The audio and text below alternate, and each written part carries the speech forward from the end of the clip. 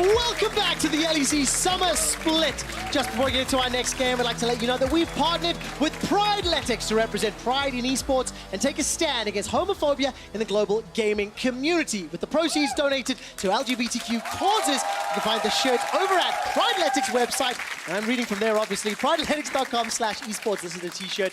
Please go check it out. We're about to jump into game. Welcome Ender and Frostgurn to the desk. That was Swazzy. Let's talk a little bit about G2 versus OG. I got very wrapped up in the excitement of the previous game. Going to be dialing into this one where there is a lot of stakes on the table for Origen, who seem to be in a pretty big slump. Yeah, I mean, this week is absolutely critical for Origen because this is their hardest week they will play up until playoffs. They have to play G2 today and then Fnatic tomorrow, which is absolutely difficult for this squad who has been struggling. And this is sort of the week that will tell me if this team can be a title contender. And a counterpoint to that, though, if Origen look at this from the mentality of, you know, maybe this is a 1-1 type of week, you're against G2, I don't think anyone really expects the find to win here. Yeah, they're a great measuring stick, but I think that there is still time left down the road for Origen to get it together. I'm curious about 9-14. There's so many champions that Origen relied on, the likes of the Lux, the Tom Kench, that have been taken away or dramatically changed for 9-14. What do Origen reach for now on this brand new patch? Well, let's find out because we're into the draft, ladies and gentlemen, and everybody else. G2 taking on OG. Aatrox, Sejuani, Kiana taken off the table. Yeah, the Sejuani, an interesting one here for me because yes, Cold has loved that in previous weeks, but the last few weeks hasn't necessarily been going for that champion, has been much more a fan of the likes of the Jarvan as he's trying to have more of an early game impact in his games. And there's exactly what you were talking about, the fact that G2 will not let him get the Jarvan. Sylas is kind of the big standout to me, but things like Karma, Sylas, one of them is going to get through this draft phase. Now the question I have for you, G2 Esports are one of the most innovative teams on the planet, and we've just had a very large change theoretically in 9-14. Can we expect any shenanigans? I mean, you always have to expect shenanigans with G2 in the game. Specifically, I would love to see something like the Poppy come out here from either side because you look at G2, it's a team that loves to play very highly mobile champions, especially in those two solo lanes. So that's the pick that I had my eyes on most coming into the week. And a lot of teams right here would grab something like the Karma or the Azir, very safe blind picks, but because it's G2, I'm kind of holding my breath on what the priority is going to be. I'm very excited to see how well G2 adapt and also what Origen can do. The last time Origen came back from Rift Rivals, they did not adapt well. Yasuo has been nearly perma-banned against this team, and while it is a flex, we kind of think it's going to go to perk. Yeah, we expect it to be bot lane, you know, pair that up alongside the Gragas, but obviously they do have a lot of options here. You know, some of our other teams in the LEC could very likely flex it too, but very few, if any, would be willing to first pick it like G2. So what's the reaction? Do you think that Origen, like, look towards to grab the Gragas, flex it between support and jungle, and deny that pick that works so well with Yasuo? I mean, I would personally like to see the Gragas here, especially with a lot of the jungle bans that we've seen already. Just give it, as you mentioned, that disengage, engage potential and denial ability here. But Cold, I think, might prefer to have an early game jungler that can compete more with the likes of Jankos. As far as the Azir pick being locked in, again, we talked about the power of the blind pick. I like the fact that it is now being paired with a potential Olaf. There we go. We saw it in Splice last game, how strong this 2v2 is for early jungle priority, and then that allows Cold to go on the offensive across from Jankos. Well, what is the answer now from G2 Esports? This Yasuo, we need to see time. If the Gragas gets locked in, we feel very confident. That's going to be the Giro down in the bottom. And there's the hover. Where did they go next? A couple seconds more. And Corki is locked in. I guess that's a fairly safe sort of mid laner. Yeah, good answer into the Azir. Typically, we see the Corki fall a little bit behind in the laning phase, but Caps on that champion is definitely going to appreciate the outscale potential. Yeah, everything's kind of going according to plan right now. Well, if there was any teams that we're going to play today that I would have said would not play Corki Azir, it would have been these two teams that I would have guessed, and I would have been horribly wrong. But Rakan will be locked in here for Mithi. Slightly different flavor profile for him. He has played it twice this split. 1-1, lost one. I mean, it could be a Corki top. I don't think it is, but it could be. It's G2. What would need to happen? What would need to happen for that to be true? Like, would it be specific matchups or something? I mean, technically, you have 3 flex picks that came out of G2, and we kind of called them the trendsetters for 9-14. I hear that G2 pay a lot of attention to what happens over in China in the LPL. Corki top's a big pick over there. And Alfari does love ranged matchups. Okay, let's do it. I want to see that happen. I don't think it's going to be, I would but it is a love for it. potential. I was trying to get you excited. I would love for it to happen. Give Wonder the corki and let Caps play something ridiculous. We're entering phase 2. Lee Sin has been denied, so getting a preferential matchup here for Cold's Olaf. Zaya, the response, and Karth is taken off the table as well. Yeah, interesting they went for the Karth this year. I was thinking maybe remove another early game option like the Elise could be a good choice here for the side of Origen, but now makes me think that Jankos will likely try to pick up something like that for himself, assuming the Gragas isn't his pick of choice. Yeah, he's had a very narrow jungle pool to pick from because Sejuani and Jarvan also banned in first side. I like the Lucian ban because it feels like Patrick was looking for something with a bit more teeth or firepower into that bot lane as well as added safety. This might force him onto an Ezreal, possibly a Sivir.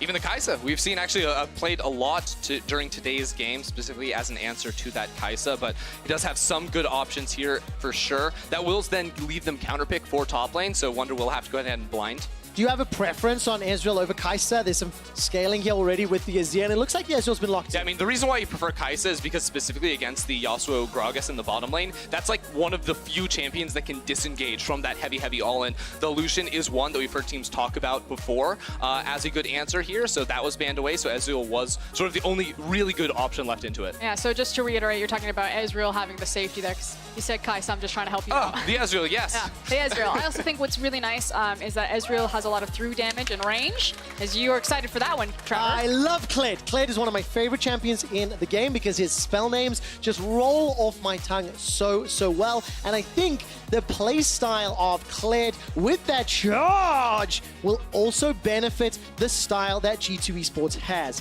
Run forward, Gragas, Yasuo, potentially this Elise, and that's a scary combination. Yeah, that's a very scary 2 versus 2 on the top side of the map as well. Kled is so good at turning around ganks because he does get that remount and gets a whole lot of HP back. Elise is one of the few junglers that can contest Olaf in the early game, especially if you do get the jump on him and land that cocoon at the start of your trade. It feels like if Elise finds you first, that most matchups and trades will go into her favor. So does Jankos find Cold first?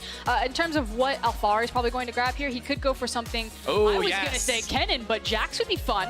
Yeah, I like the Jax as an option to outscale the Kled in the side lane. Importantly, in this matchup, Jax doesn't really have those big cooldowns that you rely on, especially if you go with the Spear of Shojin. You can get a lot of consecutive Counter-Strike stuns out, but also it means that even if Kled is able to remount against you, you can still whittle him down and you don't lose any big CDs from the earlier trades. And now there's a potential game state for Origen. You know, if Jax does fully come online and becomes that absolute terror that no one can deal with, it's so hard to engage on the 4 members of Origen if they look to set into a 1-4, because you're trying to then tackle an Azir who can Empress divide you away, Rakan with so much mobility, the shift from Ezreal, and then Olaf just presses R and walks. Yeah, I mean, it's pretty crazy to say that it's hard to engage when you have a Kled and a Yasuo Gragas on your team, but it's definitely true in a match like this. Well, I'm taking a look at the win-loss for Origen over the last 4 weeks, and they have gone 1-1 every single week. This is a team that when I looked at their spring split, mid-split rankings, they were sitting at 6 wins and 6 losses, and they did manage to ramp up and scale to finals. The reason I bring that all up, this weekend, Origen play G2 today, they play Fnatic tomorrow, and then we need to see how well they can scale up towards playoffs, because I am starting to get a little nervous for our second place spring squads. I mean, frankly, when was the last time that Origen took a game off of G2? Hasn't it been like 7 straight losses at this rate? It is indeed 7-0 straight losses. I actually have a prepared graphic for that. Thank you for stealing it from me. Let's jump into game. It's G2 taking on Origen.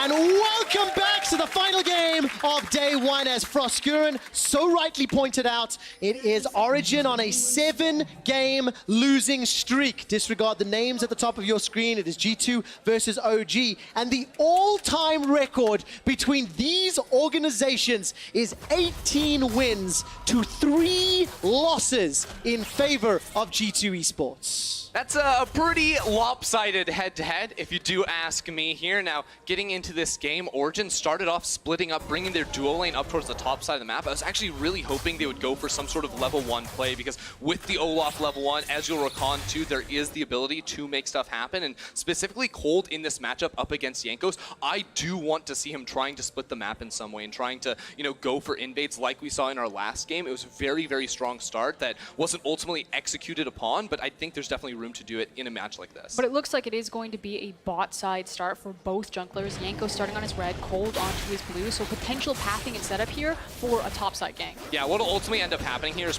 Cold probably goes for a full clear, get that level 4, and then maybe look to protect top side around the same time that Jankos would be in this lane, because as you mentioned, this is a potentially vulnerable lane, especially because Wonder with the bear trap on the rope does provide good gank CC. So the question I'm then going to have for you is, how do these lanes play out while the junglers are building up for the next few minutes? We've seen Corki Azir a bajillion times, so I don't want to go into it, but the Yasuo Gragas for Perks and Mickey, it is something that we've heard was banned a lot because of the performance they had in scrims. So Frosk, that in combination with Kled versus Jax, you know, where do you want to start in terms of how these lanes are going to play out? I mean, the scary thing about Yasuo and Gragas is anytime that you see it, there's always going to be a break point where feels like they have kill pressure on anyone. It feels like with having the Guardian on Rakan and then having very mobile, very safe champions for Patrick and Mithy, they're just trying to absorb a lot of that pressure. Level 4 is kind of the big window for me, but obviously if someone just absolutely mispositions, Yasuo and Gragas can make a lot of damage 2 to 3.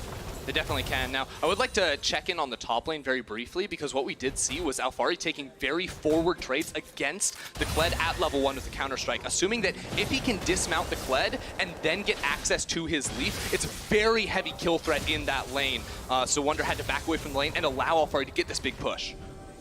Oh, while that's going on, Wonder's going to be able to get Skarl back from the bushes just as Alphari leapt forward and looks for the counter-strike. So pressure up in the top lane. Cold and Jankos, they're going to be shadowing this top lane. And I also like the fact that Nukeduck's taking this big window where he knows that both junglers will be topside to go hyper-aggressive on Caps here and really chunk him out underneath this tower. Yeah, so right now, Cold has a lot of support from his lanes. Yes, Alphari did go back to base, but they had the push. So he's able to sit here inside of the river and clear away this Scuttle Crab. At the same time, Jankos was not able to go ahead and start up his Gromp. And this is going to be especially poor for him, because on his second clear through the jungle, this Gromp will still be level 1, meaning gives significantly reduced experience, especially because Jankos is going to be much higher level than that camp. And I also want to shout out to Mithy here as he trades some blows with Mickey. He used this time to wander up and place a ward right underneath Jankos' Raptor camp. They know that Jankos is in this bottom river.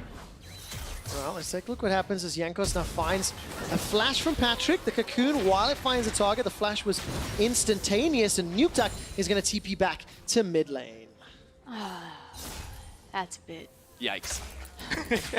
So what is it specifically? Like, is it just the fact they even walked into the river? Well, you saw Yanko's path on the through the Raptor camp. I'll hold it though. It will indeed. The bear trap on a rope is going to dissuade Cold from going any further, and Skarl was not able to get proc. Right, so right now, because Jankos was spotted bot lane, yes, he got the flash, and that's a big win for him. But right now, the wave in top is absolutely miserable for Wonder. There's so many ranged minions that it is going to be pushing back in towards Alphari. So you notice Jankos' early pathing, he goes straight back towards this top lane off the reset to try and help bounce this wave. That means push it all the way into the tower and let it reset. But there is an important ward inside the lane from Alphari that should see Jankos if he comes for this. Oh, but he went underneath it. He hasn't been spotted. No, he hasn't, but there's a fight in the bottom lane. Mithy's going to be able to dash away towards Patrick. The cocoon onto Cold has done so much damage. That's a flash forward. The rappel comes down. Alphari's looking for Jankos. Defensive flash away. A little Spiderling gets killed. Nobody dies yet.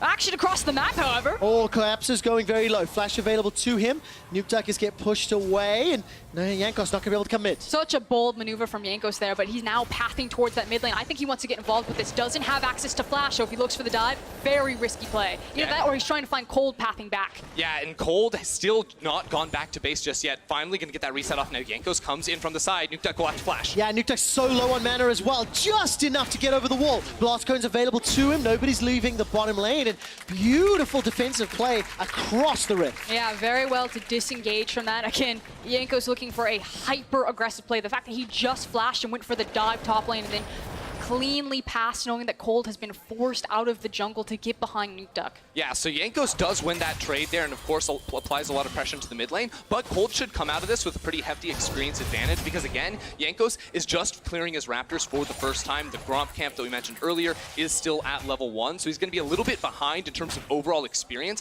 especially now because he's also going to be skipping out on that Krug camp, which means that Cold gets to have this very clean path bot to top and get a big clearer. Oh man, Alfari's doing such a good job. 200 hit points, 100 hit points.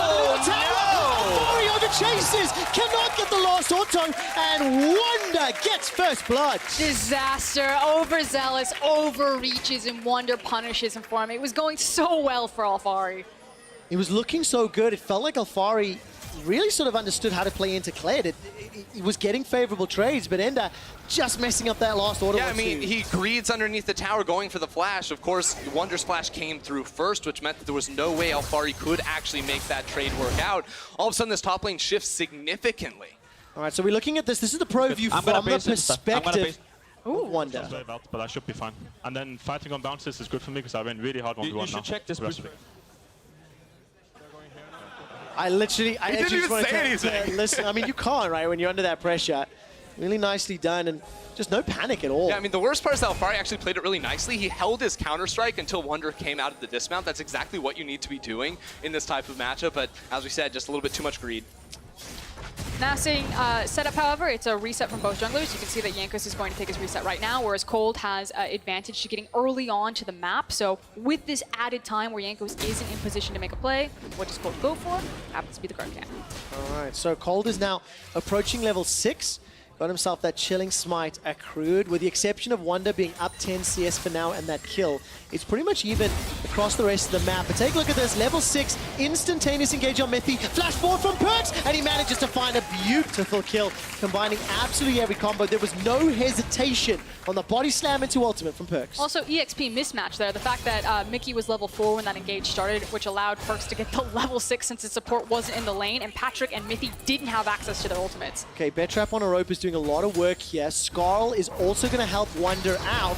He's going to try and use that jousting to get to safety. Skarl comes down, pocket pistol by some distance. Wonder's running for his life, and this should be the kill. Managed to secure. Skarl was milliseconds away from coming in, but Perks once again gets a kill in the bottom lane. Yeah, Patrick was still isolated down bot lanes. The teams go tit for tat right there. Wonder almost able to turn it in that 1 versus 2, but ultimately it's still G2 that went out across the map. And now Nuke Duck in trouble. Ooh, just gets out of range of that cocoon. A little bit more mana this time round. Got his flash available to him. G2 Esports 3 kills to 1. Got themselves a 1,400 gold lead, and Jankos will try to steal the Sentinel. Yeah, just trying to constantly punish when they get information that Cold is on top side. So not only the bot lane dive where Perks picks up the kill, but now also stealing away the blue buff. Yeah, and the next play I expect to see from Jankos after his reset is path through clears jungle and then probably set up for an early Drake because of the control they've generated through this bottom lane. Again, Jankos actually passed all the way around right here, and still the stun came through off that body slam. What you gonna do but die? Yeah, it's just real challenge. And of course, when there's a giant minion wave for Perks to just use the sweeping blade to chase through, it sets it up so easily. Perks has got himself the Kershi Shard, Zeal, Berserker's Greaves, and 70 CS accrued at the 9.5 minutes mark. And this is already looking a little bit scary, as G2 have just got so many tools in their kits to dive forward and make proactive plays. I think it's very scary for Origen right now across from this Yasuo and Gragas combination. It feels like Perks is especially going to have the confidence, but any time that Exhaust is up to look for the kills, that's a very far trip from home, Wonder. It is. He's okay because he can ult out. Yeah, he's got himself the Goro build with 3 long swords and a Doran's blade. Maybe he's trying to arm Skarl as well. Ended up using the charge defensively. A little bit of an optimistic cocoon there from Jankos, but Mickey's getting very close to level 6, and the final breath from Perks is available for a potential another engage. Yeah, so from G2, I believe there was calls down bottom lane saying we can look for an engage relatively soon, because Jankos has forsaken his top side camps for a very long time. He spent a ton of time hovering around this bottom side of the map, and now with that pressure, Mickey and Perks have just left bot lane. They're looking for a gank mid. Okay, let's see if this works out. Mithy and Patrick are making their way up. Are they bold enough? Oh, that's so good! The displacement from the package is all that's needed. Caps is still going to be able to escape. He's got flash if necessary. Perks gets caught underneath the tower. He manages to stay alive just a few seconds longer. Not until Mithy takes him down. I think maybe with the Ignite. Cold is Ragnaroking away to safety. Here comes Patrick. He takes a barrel roll to the face, and now the mid tower is under siege. Just an unreal play there from G2, going 2 for 1 in the overall trade, and Alfari not going to fully commit for this roam down towards the mid lane. OG give up. And where there's smoke, there's fire. It was expertly set up before they went for the dive by the 3 control wards because they've had absolute control since Perks and Mickey have just been flexing on Patrick and Mithy down here. Full control of the bottom side river that allowed them to place those control wards to catch Nuke Duck by surprise. And look at that, using the package to set up for the Yasuo ultimate. Beautiful stuff. And I think Mickey also did the flash body slap, so even if the Valk hadn't connected, there was going to be follow-up. Now you know that cast is so good burned. too, right? Like they landed on towards Mickey. I think he would have liked to pick off Cold there as well, but ultimately still get the flash out of the Origen jungler. So even when it's Perks going down, giving up the shutdown, it's still a 1-for-1. This is just yet again consistently beautiful League of Legends from G2 Esports. They're the #1 team in the league right now. They're under no pressure to keep showing all these different things, yet they still are. They're innovating. They've got the clear. They've got that Yasuo Gragas that we've seen banned so many times. And that's what we come to expect from this team. When they don't do this, then I'm going to start getting worried.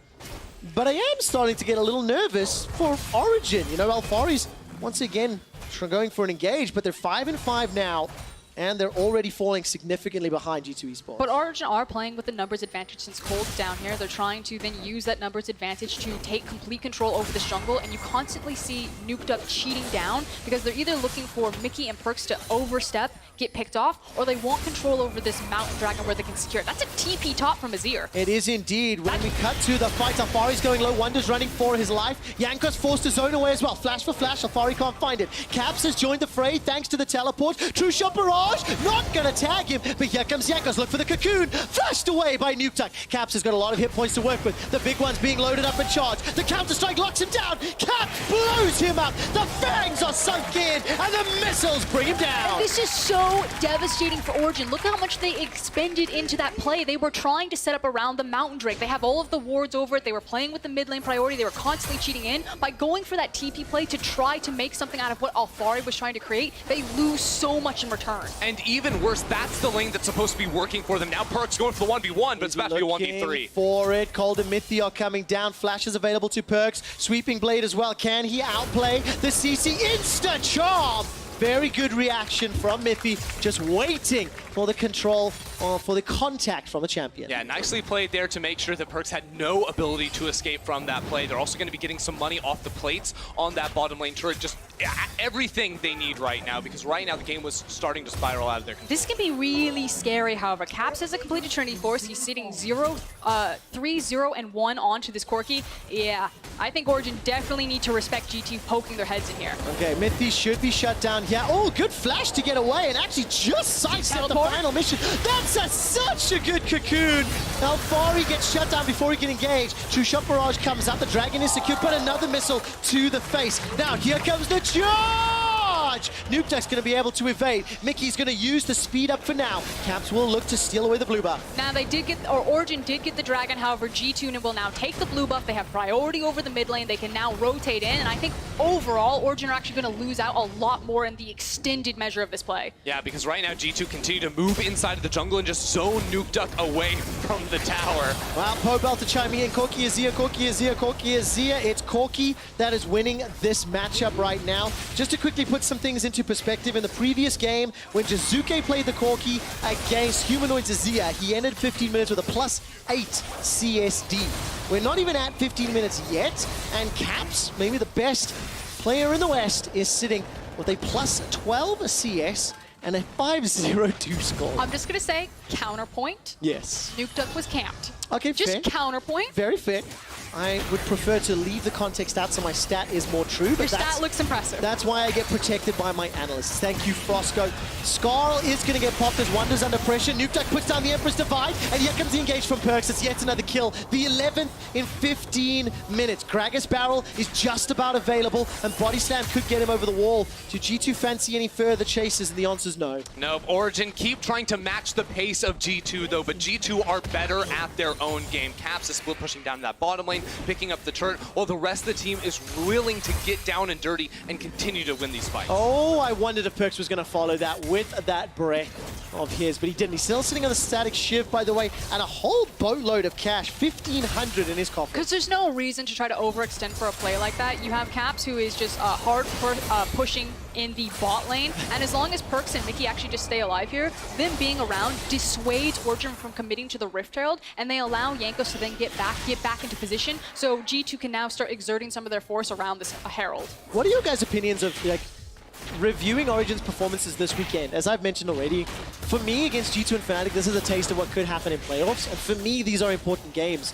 Do you share that sentiment, knowing that, you know, OG was 6-6 at this point, lost split, and still made finals? I mean, the concern for Origen fans that this team after Spring's, okay, Hello? is just trying to kill Patrick in a 1v2 underneath a tower. That's not okay, and that's probably concerning for Origen fans.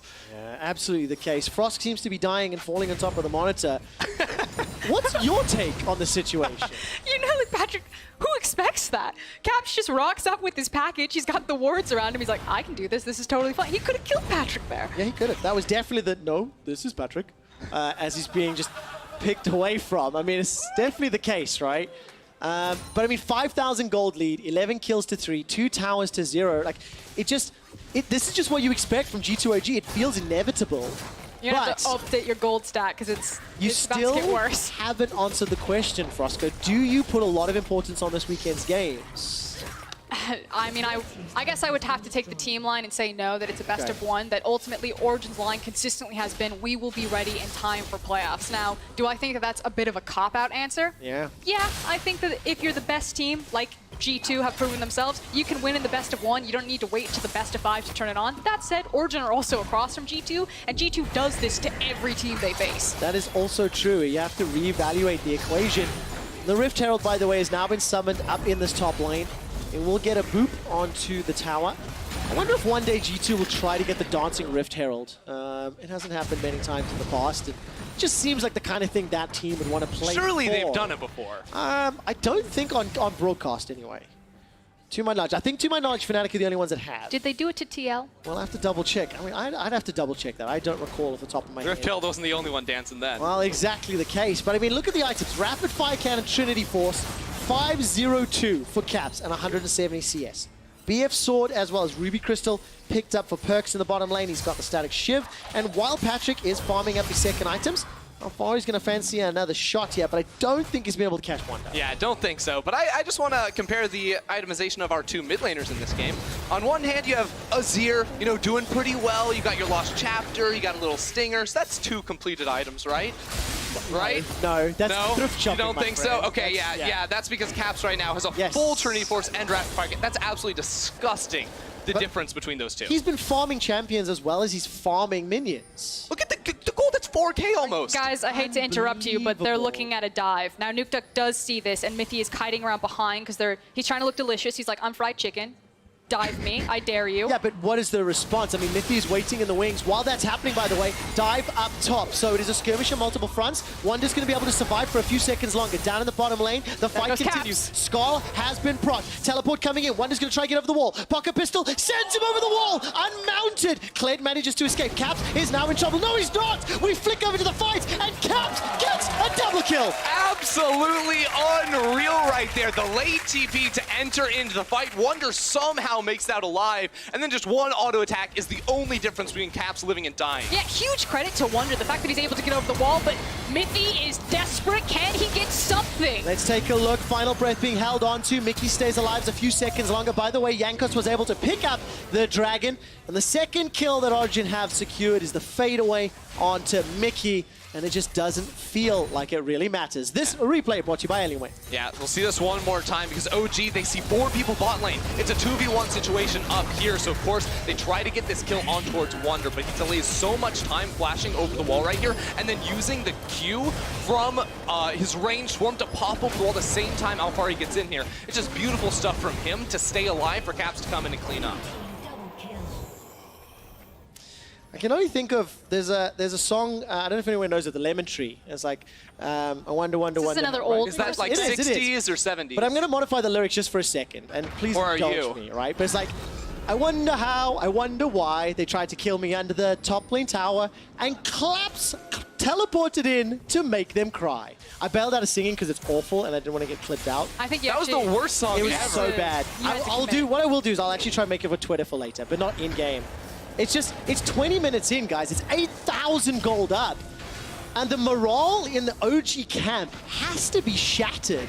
But I'm just continually impressed by how G2 are moving around the map. They're still taking towers, they're still taking dragons, and they're still just killing Origen in every opportunity. And Patrick, they didn't dive him last time, but they did this time. Yeah, the long-range cast there, then procs the Yasuo ultimate, so they're able to pick him off there. It felt like what Origen were trying to do is set up a potential pick when G2 were walking into the area to place down deep vision. Unfortunately, G2 expertly moved in all together, so there was never going to be an opportunity to get an unfair, advantageous fight for Origen.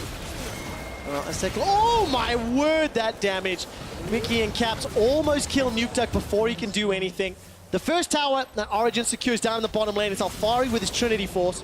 We're now 21.5 minutes. Baron is secured, and man, you just keep looking forward and you just keep thinking, where does G2 stop? Because they haven't really shown anything 9-14 wise. The Yasuo Gragas we've known has been a thing for a while, and while Kled is new-ish, right? It's also something that you anticipate and expect Wonder to have in his wheelhouse. And it's also the fact that this has been a very clean game. I feel like a lot of that really started out with Yenko, so huge credit to him getting that early game rolling.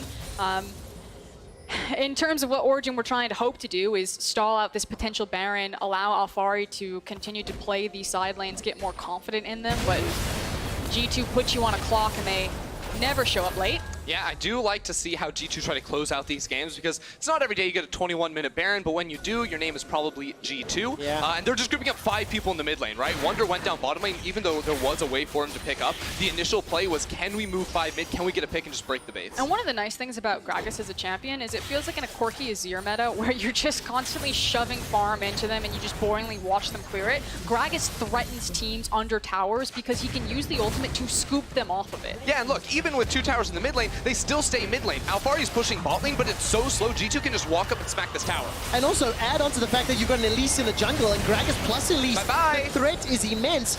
Then when you want to get to this point where you want to force an objective, Kled's ultimate breaks open the base. Alfari is faffing about with minions, and it doesn't matter. Nukeduck goes down, and G2, they're looking for the win. Yeah, this might just be game over right now. They still have cooldowns. Patrick gets exploded, and they're on the next tower. Mickey and Perks, if they wanted to, could tower dive the fountain. G2 have a penchant for diving the fountain for kills. 15 in 23. Explosive cask has been used. Nobody was knocked up though. There goes Mickey in for the chase. I'm waiting to see if Perks gets the final breath. There's the re-engage. The stun instantaneously. Perks gets yet another. Cold and Alfari are running for their lives. Perks finally uses the ultimate. The Nexus has been killed by the Winions as all of a sudden Nukeduck has respawned from his earlier death. There is a teleport available here for Wonder to come back into the fray as he's doing. Titanic Hydra. Black Cleaver has now been picked up. We're only 23 minutes into the game. The Nexus has still not been taken down yet.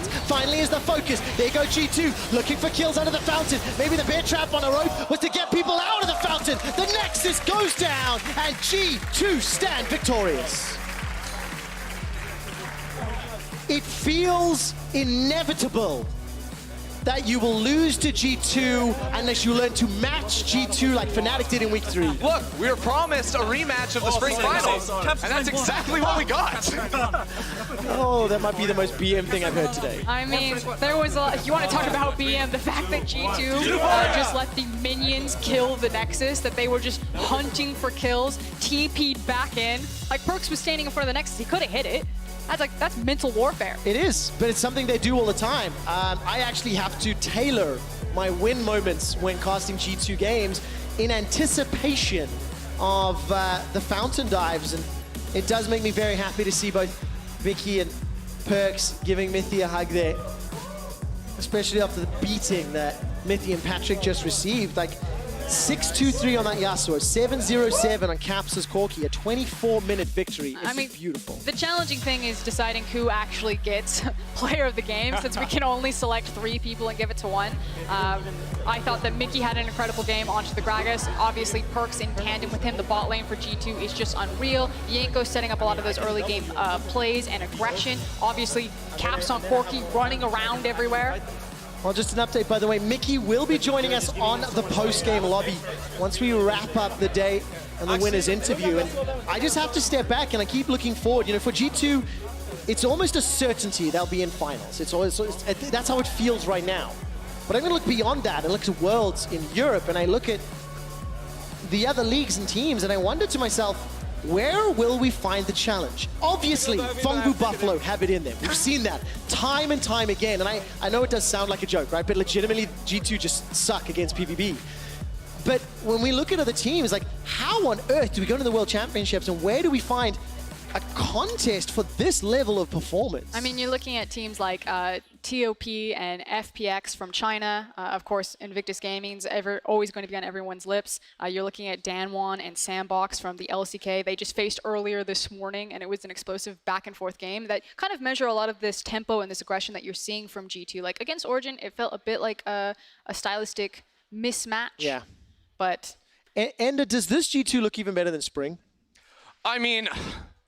They look just as good, honestly. It's so hard to say because, like, sometimes they win their games in 19 minutes, sometimes they take 24. You know, they go for the late game, really, in a lot of these. But ultimately, this team just plays so fast, they play so well that it's really hard to judge because all they wait for is just one mistake from the enemy team, and that's when they pop the trigger. So sometimes teams wait a little bit longer to make those mistakes. Sometimes they don't, and that determines how quickly this team wins. Unbelievable. By the way, your suggestions for Kia player of the game are Yankos, Caps, and Perks. Yes, we're aligned this time around. Again, everyone deserves a shout out because Wonder and Mickey aren't on the board. Mickey, God tier Gragas performance. Wonder, some fancy footwork onto the Kled there. I know that you weren't having the greatest time with Alfari, but that was a cool shift over the wall. But I've got a question with that, actually, because when I look at the game, you mentioned it very clearly. I was trying to do the CSD, fudging the numbers, that Corki this game better than Corki last game, but obviously multiple gangs made a lot of attention. But in terms of the only player that I really felt matched his opponent, I thought Alfari did a fairly good job into Wonder. Is that fair? But I mean, so it's a weird game for Alfari because yes, early on he played the matchup super well. You know, he took a lot of very good trades, but then the second he makes that flash misplay underneath the tower, the lane just falls apart. No longer is he able to step up and play as aggressively. Yeah, that's around the same time his team starts losing as well. So his early laning phase, yes, was good. Then there was a critical mistake, and we never really got to see him in the game again. Yeah, unfortunately, we didn't get to see much of Origen for the rest of it, in fact. So congratulations to G2 for the win. We're going to head on stage where Law is standing by with claps. Thank you very much, guys. And thank you, Claps, for joining me. Do you guys have to dive in the fountain when you guys smash them already? So we always want to get like the last kills. Obviously, we were trying to like see if we could make Luca get another death. Unfortunately, he had stopwatch and he ended up surviving, but I wouldn't mind if he tanked a little death there. All right, well, at the beginning of the game, I noticed a lot of happy faces on your side, not so much on Origin's. And knowing that they're on a 7-game losing streak against you, do you think it impacts the game, knowing that? I mean, it could be. It doesn't really impact our game, but maybe it impacts theirs. I think the reason we just go in happy is like that's what we do every game. Yeah. Especially this game, we had a lot of fun. And I mean, I was hoping to get the Tristana, but instead I ended up with a Corgi Asia matchup, so yeah. That's a spoiler here, Tristana. Yeah, I mean, I'm a Tristana one-trick now, so. Oh, well, tell me about it. Why does it work in the mid lane, and can we expect to see you on Tristana soon? I mean, so basically, you just get level 2, and then you jump on any mid, and you one-shot him with like an E and Ignite. And then it basically works every game. Unfortunately, I was forced into the Corgi Asia matchup today, and I couldn't pull it out. All right, well, I'll see. I hope we can see this pick soon in your hands now. Since you guys are so dominant, what are your personal goals for the summer split? And please don't say winning the split, because that's a given. I mean, I think we're just aiming to win every game. I mean, obviously, going to the split, we wanted to get the 18-0. But unfortunately, it didn't really go our way. But now we're just trying to secure top 2 and then play as good as we can in playoffs and also play in a way where we can be confident going into Worlds. A bit more about you and I, because I had to look for some stats. I mean, you guys are winning so much, I'm running out of topics when I have to interview you guys. So looking at your stats, I noticed that you're the mid laner in the LEC with the lowest damage percentage. And knowing you, I think it's interesting. So do you have an explanation for this? I mean, I think damage sense is like, depends on my team's damage as well, and I think all my teammates do a lot of damage. I also think a big reason is probably that, again, every other mid laner is playing a lot of Corgi Arcia. I know this game with Corgi, I had like the most damage by far. But the other weeks I was playing a lot of, I mean, basically assassins and stuff like this. So if you compare that to like the likes of Arcia, you don't really get the same damage per minute. I agree on that. Thank you for the explanation. Now, last question for you. There's something in Europe about wanting to find the next big mid laner. So I want to know, who's the next baby caps? I mean, there's a lot of rookies looking really strong. I think we have like 5 rookies in LEC right now. I mean, if you don't count last split. I think probably Humanoid is looking the best. But leaders also look really good today. So it's definitely interesting. There's a lot of really strong rookies. And let's see who shows up in playoffs. We'll see about that in the future. Now, I was just told that you were player of the game. Nothing surprising about this, I hope. I mean, it was a quite crazy game. We were kind of trading a lot mid lane, and then we were like trying to dive him as well and stuff like this, and we were just fighting all over the place. So it was a fun game. Yeah. Well, congrats on this one. Hoping to see more crazy game from you guys, and I'll see you tomorrow. Now, to wrap up the day, let's send it over to PGL. Take it away, guys. Actually, it's unbelievable. I actually can't believe